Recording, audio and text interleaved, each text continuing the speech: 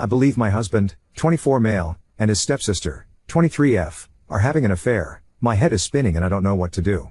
My husband's parents got divorced when he was 15 and his dad remarried when he was 17. His stepmom has one daughter, let's call her Jess, who was 16 at the time of the marriage. They all lived together for about a year and a half before he left for college, which is where him and I met freshman year. Our sophomore year, Jess began going to the same school as us. He introduced her to our friend group and she quickly became a part of it. They always seemed more like friends than siblings because obviously their parents didn't marry till they were older, but they'd sometimes refer to each other as bro and sis. Back then I sometimes got the vibe that she was flirting with him, but he never returned it and I just brushed it off as her personality and that I was being crazy. No way that would happen. Fast forward to now, we all still live in our hometown and see each other pretty often. Jess is single and hasn't had a boyfriend in several years. Her and my husband are still very close.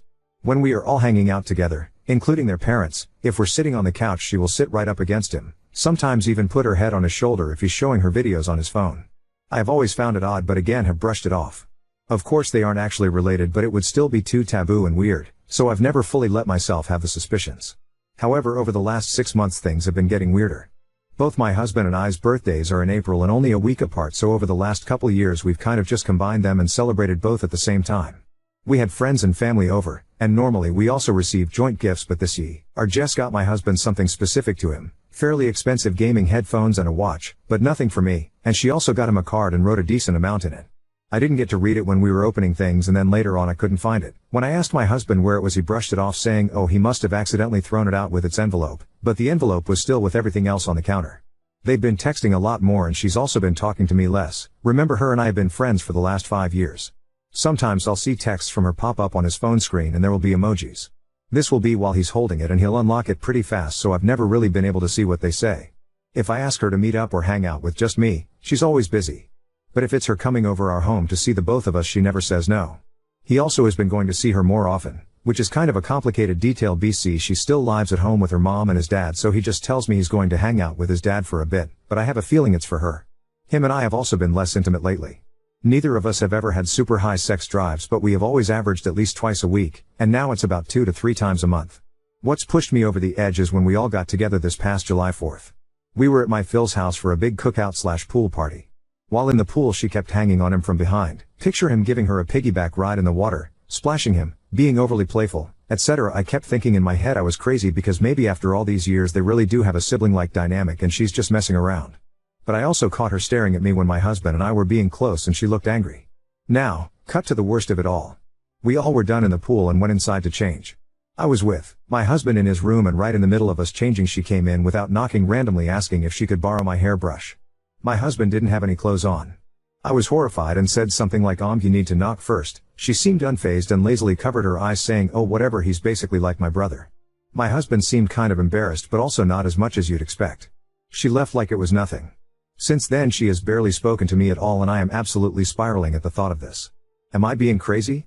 I haven't said anything to him yet about this because I'm so scared to be wrong and then I'm just accusing him of sleeping with his stepsister.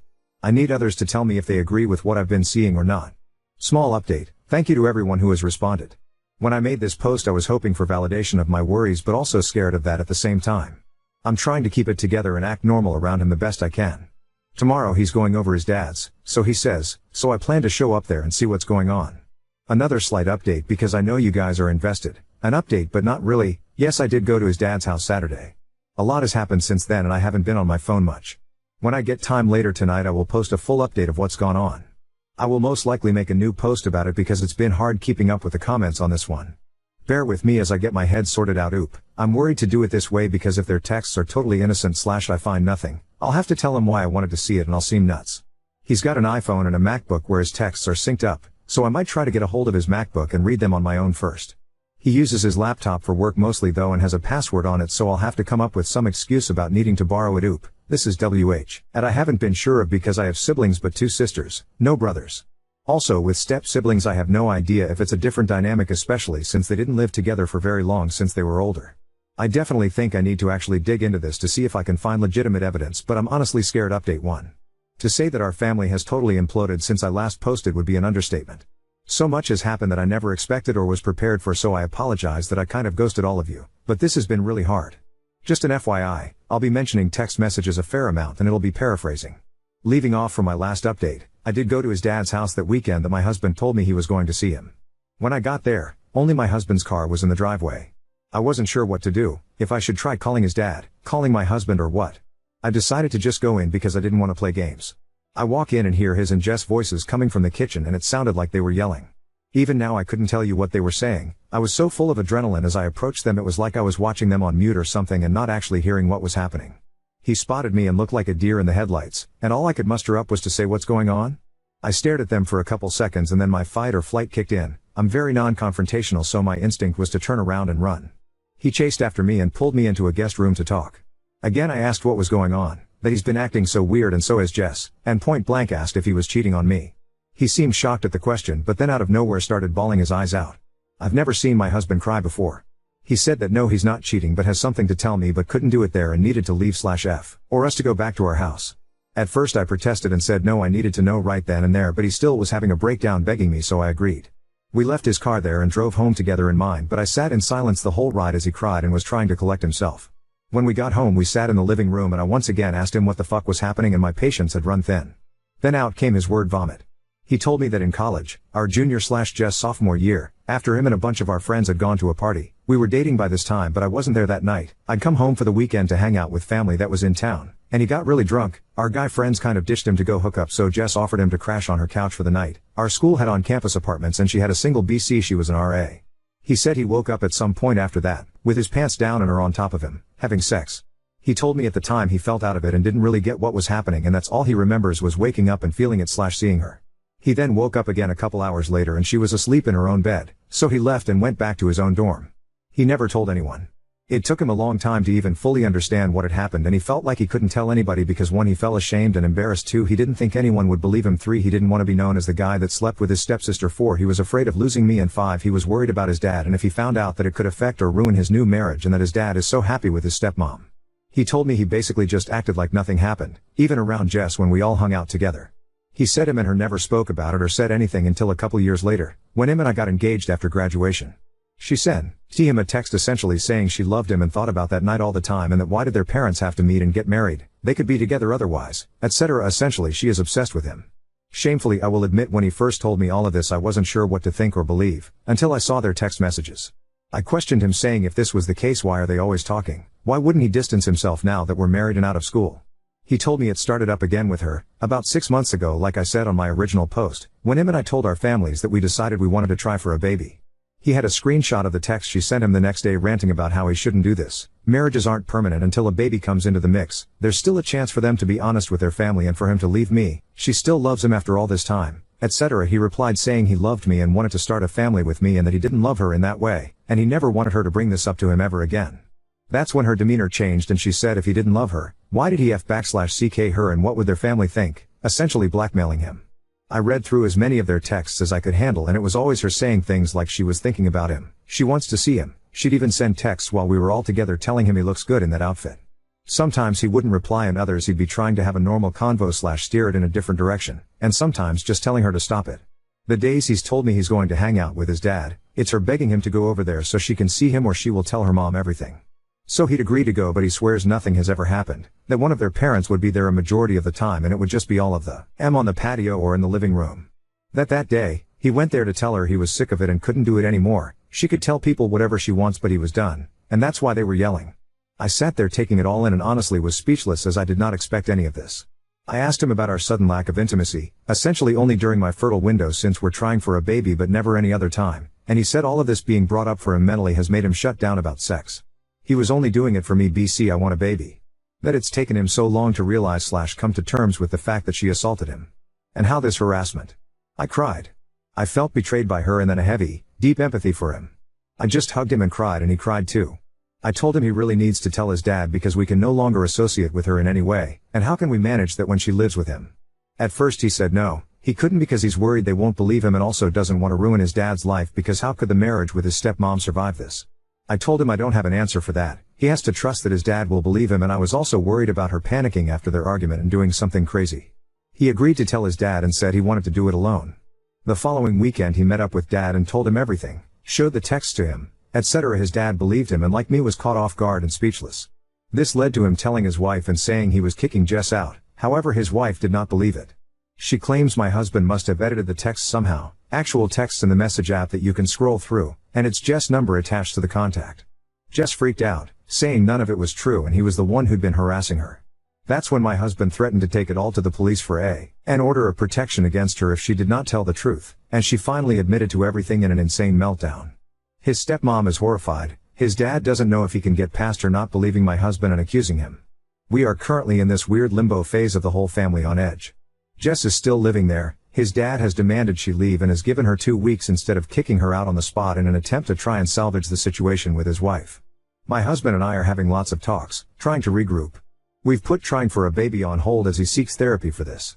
He still is considering going to the police for the harassment. My heart is broken for him and also trying to come to terms with the truth, that Jess, who I've known for years, would do something like this. I was prepared to uncover an affair but never this. I'm not sure if there will be any more updates after this, maybe if my husband decides to pursue legal action. I want to say thanks to everybody who pushed for me to dig into my suspicions, otherwise this could have gone even further. I don't like to think of what could have happened. I probably left things out, so if people have questions I'll try my best to reply to comments. I've told him that he should because she's unstable. It scares me because she seems so totally normal, like this is the biggest shock of my life, learning her true behavior. And someone like that is totally unpredictable. He knows he needs to but is trying to mentally prepare, and I'm trying to not push him too hard because this has been a lot. I'm really hurt and overwhelmed. Her and I were close friends for so long, so I'm really battling how she betrayed him, but me too. And I also feel guilty for having this back thought of feeling lied to by him, when I know this wasn't his fault. He was assaulted and essentially stalked by her, so I in no way blame him, just trying to shake the feeling and hoping it fades. Now an story. Classmate repeatedly accuses me of physical absence, leading to multiple police visits due to my constant bruises from my visual impairment. I, 19 male, am in a nursing program. We do a lot of physical exams on each other to practice, which involves wearing shorts and tanks. It's important to mention I am permanently blind in one eye, am constantly running into walls, doors, railings, plants, people, animals, everything. As you can guess, I'm covered in bruised 90% of the time, on my blind side. In the course one day we were talking about signs of abuse and the teacher said constant bruising. I raised my hand and added that it's important to talk to the patient if they're an adult, before calling the police, as it could be something else. She asked for an example, so I rolled up my sleeve and explained that the bruises were from door handles of the school, which were varying colors and heights. She nodded and agreed. She said with children we call the second we suspect abuse. With adults we attempt to talk to them first, and if their reason seems veiled, we don't call. The lessons continued, and a weekish later the cops showed up to my door. They told me they got a report that I was being physically abused and I was always covered in bruises.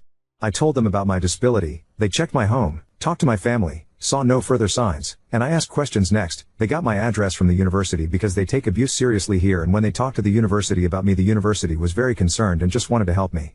After the police left, I talked to some people at the university, including a psychologist, just so they could be sure I had no mental signs of abuse. Then life went on.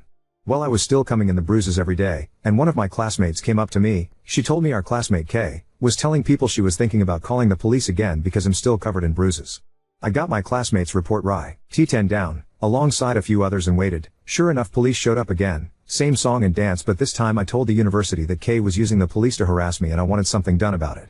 The university decided the best course of action was to move her from my labs to the other ones so she couldn't see whether I was bruised or not. She's now told me I'm an asshole and that she was just trying to help me, and I didn't need to mess up her whole university schedule.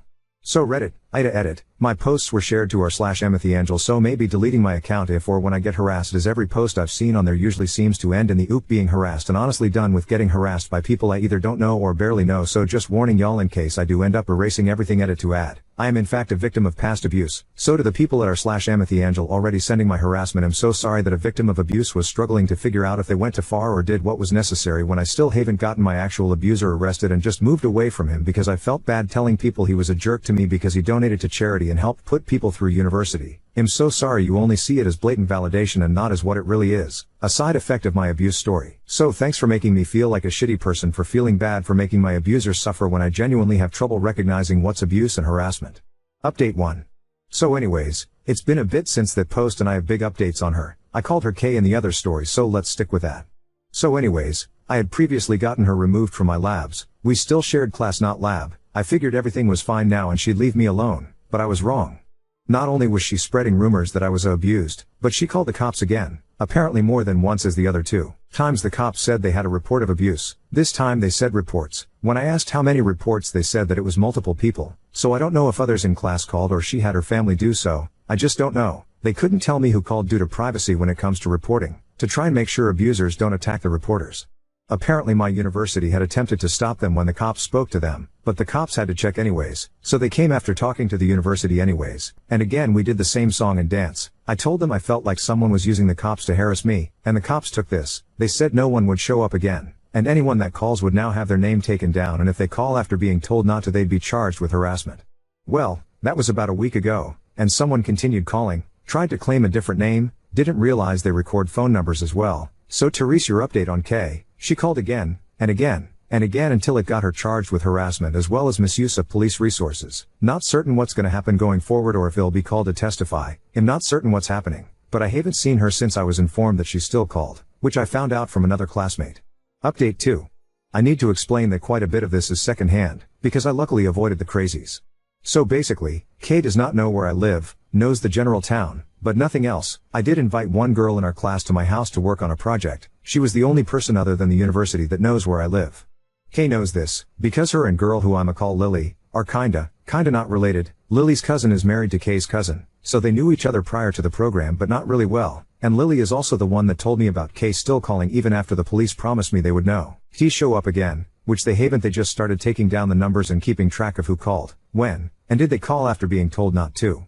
So basically, Kay knew me and Lily were paired up for the project, knew Lily came to my house, did not know where the house was, or what it looked like, just that it was in a town X kilometers away from where they were. They also knew the town name via Lily's mom, so I got warned by Lily that Kay's mom was going to try to find me to get me to drop Kay's charges. I'm not the one charging her, the police are. I have not pressed any charges despite some people saying I should get a restraining order.